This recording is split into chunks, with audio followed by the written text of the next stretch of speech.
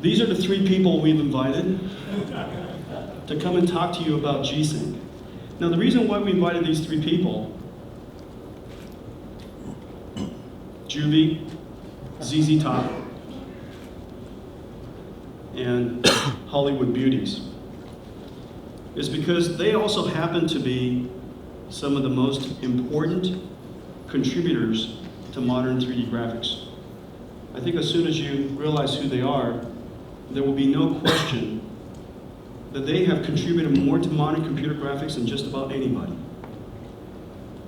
The mass contribution to the number of people exposing them to computer graphics, if not for their work, our work wouldn't have been possible. If not for their work, our contribution wouldn't have been possible. These three game developers are true artists in every right, amazing technologists, and their contribution to the industry, to the world, is now completely unquestionable. It has never been that all three of them have been in one place at the same time. These three luminaries, I am sure, are your heroes. They're surely mine. And this is the first time that they have fallen in love simultaneously with a technology that they believe is as important to the future of computer graphics, that they wanted to come and share the stage together and tell you guys how they feel about this revolutionary breakthrough we call G-Sync. Ladies and gentlemen, can we bring out our special guests?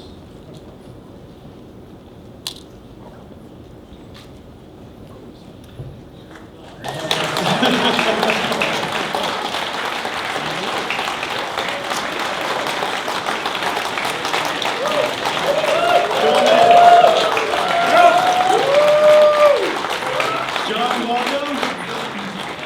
Andersson, welcome. Tim Sweeney, welcome.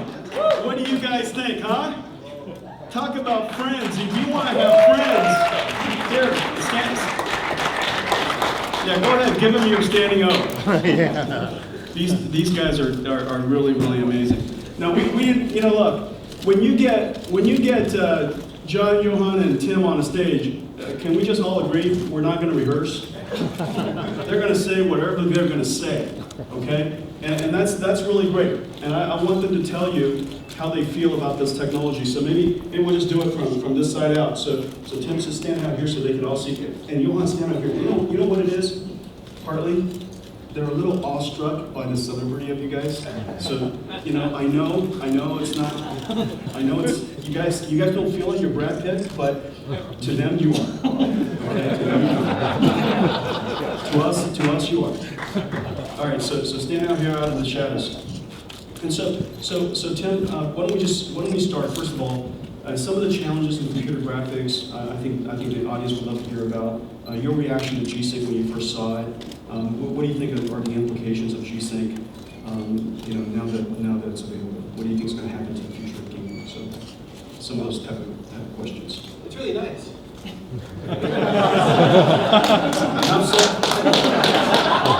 The really interesting thing here is that it's one of the smoothness of graphics in games is one of those things that's not recognized in benchmarks, but it's critically important to the player's experience. And G-Sync gives all games an opportunity to achieve that. Previously, you had to work immensely hard and make a lot of sacrifices to game content to hit a steady 60 frames a second. With G-Sync, you can hit any reasonable frame rate and potentially get the same level of smoothness and graphics. It's one of those magical moments to play a game like that and to see it on screen just completely free of artifacts. It's like using an iPhone for the first time, just having this very seamless experience. You can't recognize instantly what's happening that makes it so nice, but you can see that it's head and shoulders above the previous experience. Mm-hmm, mm-hmm. What do you think is going to happen to game? As a game developer, when you have technology like this, how would you think about it differently?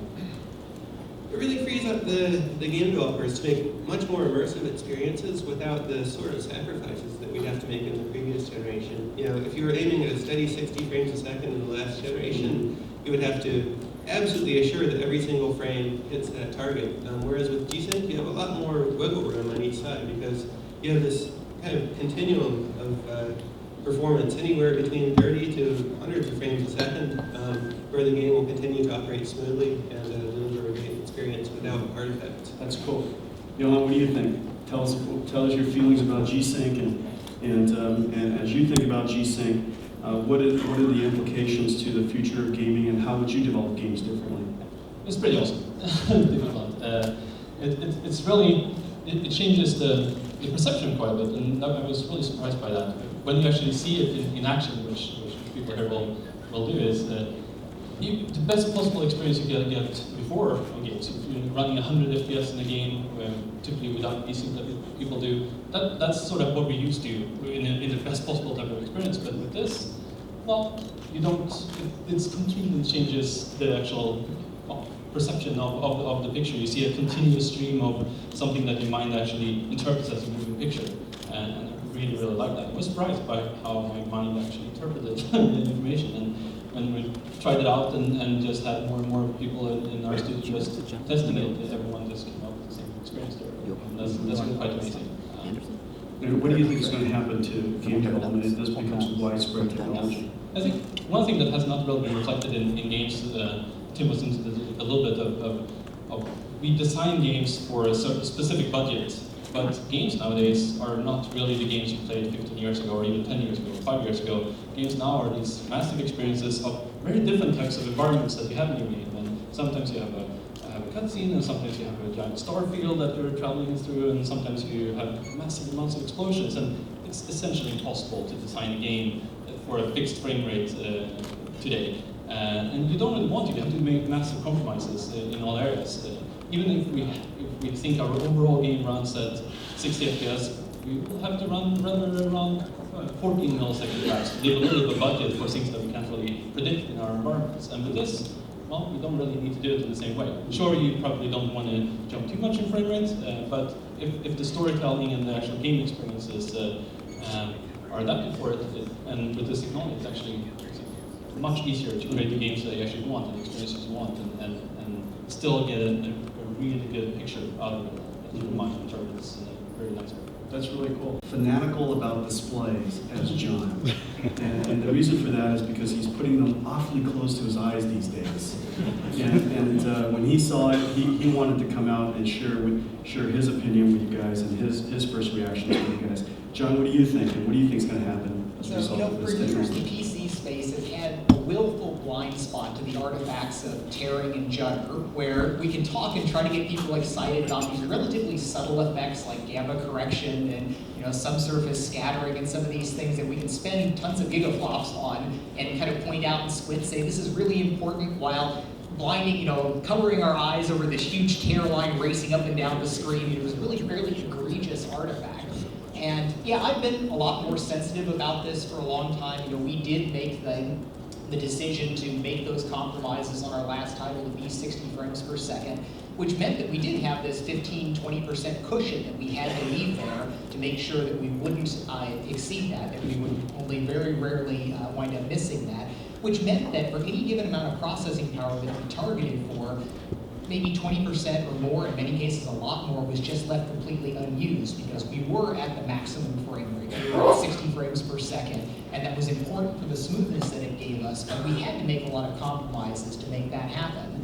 And being able to use all the graphics power that you got, to unlock it from 60, to open up towards the higher frame rates, and to be able to make it a smooth continuum there, rather than dropping from 60 down to 30 in one huge lurch, or suffering the stuttering, or suffering the tearing, it's just a better experience, and almost every single game can benefit from this, where being able to go over 60 frames per second winds up bringing in additional benefits, and once we start crossing some of the magic numbers above like 90, 95, heading towards 120, then we start enabling the low persistence mode, and some of these things that add additional benefits that you haven't even seen here today.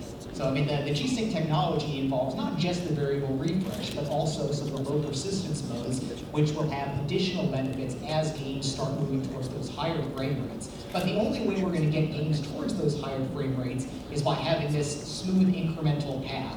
I mean, yeah, we could ship an old game remade like Doom 3 BFG that could run at 120 frames per second, but the only way you're going to start seeing absolute modern AAA titles is if they can creep up and have 60, then 70, then somebody's got a reason to put in some crazy dual SLI system that's going to go ahead and spend another $500 on the video cards, but oh my god, it runs this at 120 frames per second, low persistence, that's going to be awesome.